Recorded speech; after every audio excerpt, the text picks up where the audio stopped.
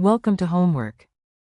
So this question, we're trying to explain how to use adjacency matrices to determine if a graph is connected. So Theorem 2 in this book tells us that essentially, so Theorem 2, adjacency matrices essentially give information on the number of paths between vertices in a graph, right? So if we order the number of vertices, if we list vertices as columns and rows on the adjacency matrix, the ijth entry of a to the r power is the number of different paths of length r from vi to vj. And so now we're trying to use the fact that adjacency matrices give info on paths to determine if a graph is connected or not. So what does a connected graph actually mean? Well, if it's connected, right? If connected,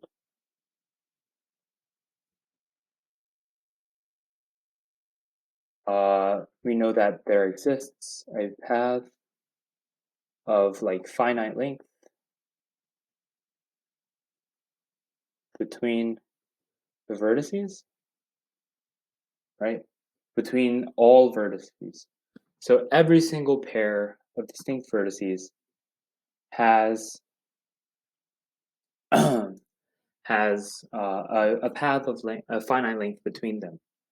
So if we think about it this way, let's assume that the graph G has n vertices.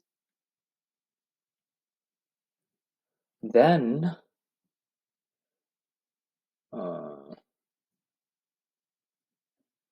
then we know that if there's a path between a pair of distinct vertices in G, then there's a path at least at length at most n minus 1. So there must exist, another way of writing a connected graph is that there must exist a path of length n minus 1 or of length a minus 1 or less between any two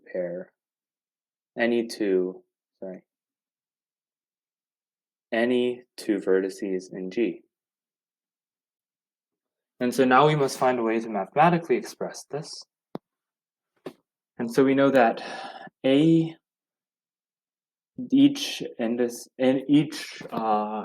in A, the adjacency matrix, tells us the number of paths between any pair of vertices of length 1. Then a squared tells us the number of paths of length 2 between any pair of vertices, right? A cubed paths of length 3, etc. to a n minus 1. So we know that there exists a path of length n minus 1 or less between any two vertices in G. That's because G is connected. So in other words, if we add all of these adjacency matrices up, right, so if there exists a path of length less than or equal to n minus 1 between a pair of vertices, then this expression, let's call it S, then that entry, right, corresponding to that pair of vertices in S will be non-zero, right? The only way the entry in S is 0 is if the entry in A is 0, the entry in A squared is 0, all the way up to the entry in A to the n minus 1 is 0, which would mean that there are no paths of length 1, 2, 3, all the way to n minus 1. But since there exists a path, then the entry must be non-zero. So in other words, if we want this graph to be connected, then between every pair of vertices, there exists a path of length at most n minus 1. So reasoning out, if G is connected, then every non-diagonal, like top, left to bottom, right diagonal entry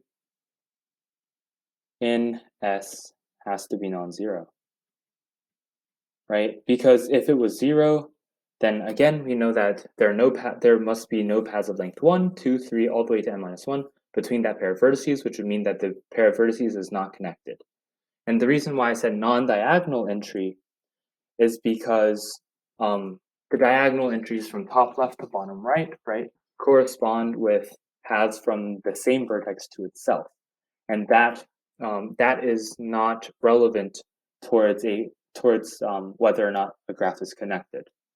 So we don't need to worry about whether there exists paths between the same vertex, right?